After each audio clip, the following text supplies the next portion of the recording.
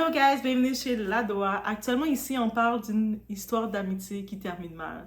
Donc qui aurait pu croire que la personne qu'on prenait pour sa BFF, c'était notre colocataire, on était ensemble là. On faisait nos bons coups, mauvais coups ensemble, qui aurait été la cause de la fin de notre vie. Tout se passe, on se dirige en direction de Atlanta, en Géorgie, aux États-Unis, dans notre pays voisin. Mais ça peut être un peu partout. Maintenant, quand on regarde des histoires comme ça, tout ce qu'on peut se dire, peut-on réellement faire confiance à l'ami? Et est-ce que c'est le meilleur conseil qu'on peut donner, c'est chacun a ses affaires et puis on donne ses distances, on donne le bras de distance. Donc, limite, c'est ça. C'est vraiment une triste histoire, surtout que l'histoire que ici on parle d'une femme qui avait tout l'avenir, étudiante et tout, 21 ans, qui est plus là. Et puis une autre femme derrière le protagoniste, 22 ans, son copain 21 ans, qui se retrouve derrière les barreaux, toutes les vies gâchées. En tant que tel, il y a 3 vies qui sont passées, les 3 vies sont gâchées complètement, peu importe la décision. Et dans tout ça, on va regarder ensemble pour voir, mais est-ce que c'était réellement nécessaire de passer par là? Donc, on est chez la doigt, on y va about everything et ça nous permet de remettre la réflexion.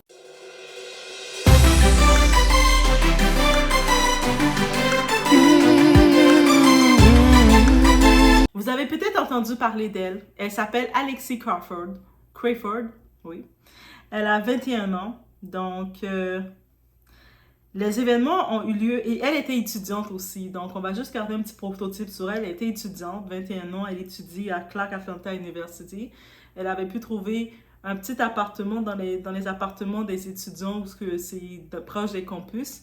Elle avait trouvé un appartement. Elle s'est trouvée avec son amie, sa colocataire, qui était aussi son amie, que elle, à l'époque, elle voyait que c'était sa meilleure amie. Vous savez, ma BFF, on a le mot facile pour dire c'est ma meilleure amie. Ça va être trop sympa ensemble. On étudie ensemble. On va se partager les factures. En même temps, on est dans la vie adulte, là, comme on va pouvoir faire qu'est-ce qu'on veut, s'amuser. Yeah, let's go. Son amie, c'est Jordan Jones. Elle a 22 ans. Donc, il n'y a pas une trop grande différence d'âge. Et les deux, ils sont ensemble. À la base, tout semble normal dans leur amitié. Donc, des fois, il y a des petites chicanes, des fois de tout, mais c'est pas comme une amitié que le monde aurait pu penser que ça serait arrivé là. Sinon, je pense que même cohabiter ensemble, elle l'aurait pas faite. Et il y a aussi un triangle qui s'ajoute. Il y a le petit ami de Jordan, Baron Brantley, 21 ans. Lui, c'est le petit ami de Jordan. Il se rajoute dans le lot, comme il vient passer beaucoup de temps dans l'appartement. J'imagine, au lieu d'aller traîner chez lui, peut-être il y a des parents, il y a des adultes, là il se retrouve dans un appartement avec sa copine il est libre de faire ce qu'il veut. Ils peuvent s'amuser, boire un petit peu, picoler, mettre la musique à plein volume, parler de tout. Have fun. Et puis il n'y a pas les parents qui vont dire ah allez étudier, allez, vous faites trop de bruit. Donc on peut imaginer, donc il passe beaucoup de temps, il vient squatter dans l'appartement de sa copine. Les lieux de l'événement ont eu lieu le 31 octobre 2019. C'est la date de la fameuse tragédie. Donc, quand on regarde le tout, c'est une dispute qui s'est entre les deux. Les deux filles, elles commençaient à se disputer. On n'a pas trop compris qu'est-ce qui s'était passé dans les frictions. Elles étaient en train de se disputer. Et lui, justement, Baron, il a vu sûrement sa copine était en situation de faiblesse parce que peut-être Alexis était un petit peu plus en train de dominer sur elle physiquement. Et il a décidé de passer par derrière et de commencer à étrangler jusqu'à ce qu'elle ne respire plus. Il a décidé d'étrangler Alexis. Quand c'est fait, il se retourne. Donc Alexis, elle est inerte. Et c'est déjà fait. Quand Jordan et son copain Baron, ils réalisent le tout. On va se dire qu'ils vont appeler la police en disant que c'est un accident. Ils n'avaient pas prémédité le tout. On va penser que c'est ça qu'ils vont faire, n'est-ce pas? Non, pas du tout. Ils décident d'aller jusqu'au bout de leur plan diabolique. Donc, le couple diabolique, on peut les appeler ainsi. Ils ont commencé à nettoyer l'appartement. Donc, on peut comprendre que dans la dispute, dans la scène, il y avait du combat. Alexis a essayé de résister. Il y a eu du combat. Il y a eu de quoi? Ils ont commencé à nettoyer l'appartement pour retirer toutes les marques qu'il y a eu d'une bataille qui s'est faite, que la scène, la tragédie s'est faite sur les lieux. Ensuite, quand ils ont fini de nettoyer l'appartement, ils ont pris le corps, ils l'ont mis dans une sorte de conteneur, un petit ils l'ont tout refoulé, ils ont mis le corps dedans. Et ils sont montés dans le véhicule de Jordan. Ils sont montés dans le véhicule et puis ils sont allés laisser le petit contenant, le conteneur où il y avait le bac, où il y avait le corps justement. Ils l'ont laissé au parc. Donc, ils l'ont laissé au parc. Le parc, c'est le DeKalb County Park. Ils l'ont laissé là. Et pendant le même moment, Jordan, sûrement, elle a écouté beaucoup de scènes policières, des films de true crime. Elle s'est dit, ah, pour être sûre qu'on ne me soupçonne pas, je vais montrer que j'étais inquiète. Elle a commencé à texter, envoyer des textes à son amie pour la dire, tu es où? Babe, BFF, mais t'es où? T'es où? T'es où? Sachant qu'elle savait complètement qu'est-ce qui se passait. Donc, et ils avaient aussi pris le soin de fermer le téléphone d'Alexis. Donc, il ne sonnait pas, mais les messages étaient envoyés. Donc, elle était consciente de tout ce qu'elle faisait. Donc, le téléphone était fermé. Sur le coup, maintenant, c'est le 8 novembre 2023. Le corps d'Alexis est retrouvé. Donc, du 31 octobre 2022... Le 8 novembre, j'ai dit 2023, pas 2023, non? 8 novembre, toujours 2019, mais c'est le 8 novembre que le corps a été retrouvé dans le parc, le bac, là, où il y avait le corps. Et c'est vraiment une semaine après que sa famille avait contacté la disparition. Donc, malgré qu'ils savaient que leur fille était dans son appartement étudiant et tout, il la laisse son indépendance, mais c'est pas une fille problématique, elle donne quand même des nouvelles de sa famille. Et c'est important de toujours garder ça en tête, même si vous vivez tout seul ou peu importe où ce que vous êtes, toujours garder des habitudes avec votre famille que s'ils n'ont pas de vos nouvelles, ils peuvent être alertés. Donc, sa famille se sont sûrement dit, mais qu'est-ce qui se passe? Pourquoi on n'a pas de nouvelles d'Alexis? Je sais qu'elle peut étudier et tout, mais on n'a pas de ses nouvelles. Qu'est-ce qui se passe? Et surtout, on sait qu'on approche du Thanksgiving aux États-Unis. Donc, il y a des recherches qui commençaient à se faire et puis dans le parc on a trouvé le bac et puis on a vu le corps, aussi triste que ça, de la jeune fille. Donc c'est sûr, rapidement les enquêteurs, c'était malgré qu'ils ont essayé, le couple de meurtriers, ils ont essayé de créer la diversion, envoyer des textes et tout, mais ils sont pas des professionnels. Rapidement c'est venu à eux, comme ils étaient quand même les dernières personnes à l'avoir vu techniquement. Et ils ont essayé de retracer le deadline, comme on regarde ensemble le timing de tout ça. Donc on regarde le 31 octobre, il y a eu la tragédie qui s'est faite. Le 1er novembre, la famille a reporté la disparition, donc ça a été rapide. Donc le 1er novembre, je pense que elle avait un code avec sa famille de parler souvent, mais quand ils ont vu, ah, on n'a pas de nouvelles d'elle, peut-être elle devait nous appeler, elle devait venir à la maison ou quoi que ce soit, ils ont déjà dit c'est pas normal, c'est pas dans son habitude. Et c'est le 8 novembre. Le 8 novembre, quand ils sont au poste, on les a séparés. On a mis Jordan, l'a mis d'un côté, puis le gars d'un autre côté, Baron de l'autre côté. Et surprise, la première personne qui a cédé, qui a tout dit, qu'est-ce qui s'est passé, face à la pression policière qui vient à bien féroce, je sais qu'est-ce que tu as fait. Tu sais, comme dans les films, on voit les policiers. Et c'est Baron. Donc, lui, Baron, il a admis tout aux enquêteurs. Il a tout dit qu'est-ce qui s'est passé. Voici la dispute. Il a tout dit. Il n'a rien laissé passer. Et puis, c'est aussi lui qui a dit, qui a expliqué exactement la déposition du corps. Quand il parlait déjà des enquêtes, il soupçonnait quelque chose. C'est aussi lui qui a révélé où ce que le corps était. Et puis, le jour même, ils sont allés et puis ils l'ont trouvé exactement le corps. Donc, qui a été fait. Si maintenant on va de avant les événements, parce qu'il y a comme un début pour essayer de comprendre, mais qu'est-ce qui les a poussés à se rendre jusque-là? Ils étaient amis, qu'est-ce qui les a poussés? C'est quoi? On essaie de comprendre le plus. Donc le 26 octobre, dans quelques jours avant le fameux moment, Bradley, donc Baron, il était venu rejoindre les filles dans leur appartement. Donc, il avait l'habitude de venir. Et puis, ils étaient tous ensemble dans l'appartement. Il est resté dormir tout le long, là. On peut regarder du 26 octobre jusqu'au 31, il était là. J'imagine qu'il avait l'habitude de venir squatter, comme j'ai dit. On n'a pas plus d'informations sur lui pour savoir sa famille et tout. Et quand il était dans un appartement de jeunes, qu'est-ce qu'on peut retrouver? La musique, l'alcool, il donne des blagues et tout. Et j'imagine avec beaucoup de consommation, on n'a pas compris si l'événement qui a eu lieu.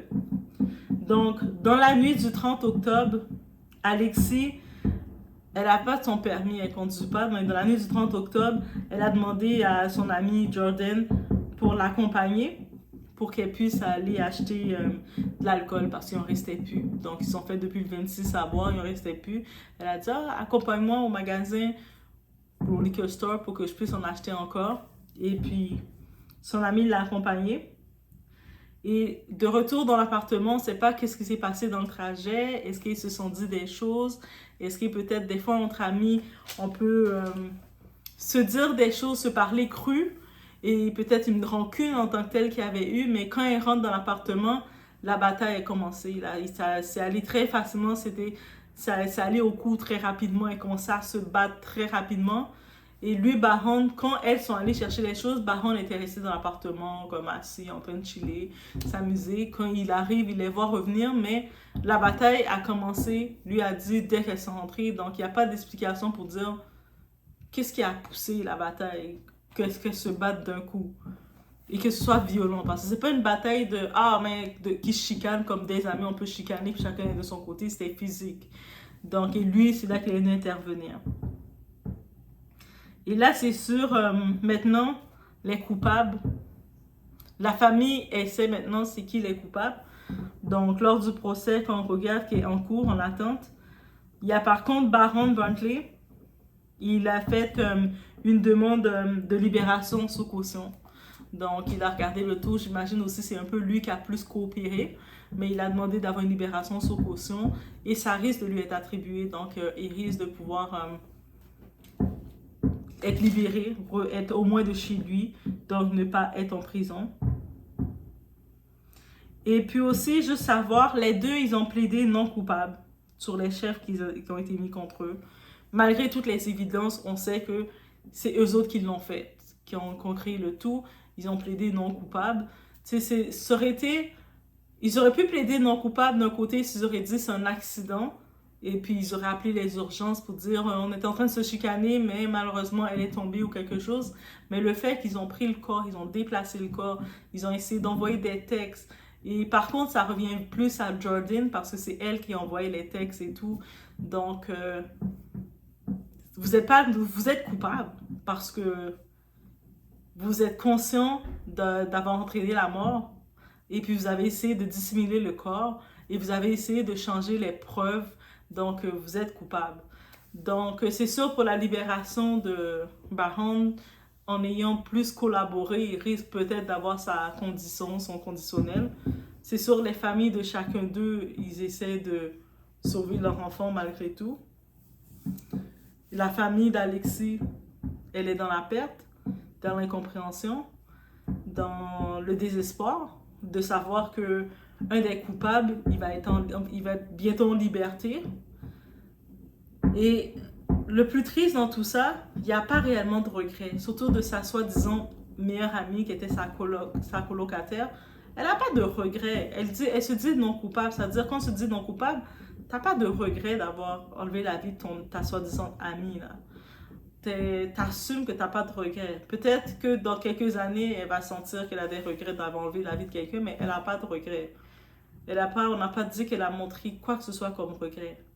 Et c'est ça le plus dur encore, comme elle est juste là, qu'elle assume qu'elle a fait. On ne sait pas qu'est-ce qui a pu amener une chicane entre deux amis pour en venir jusque-là. Donc, en vérité, qu'est-ce qu'on peut comprendre?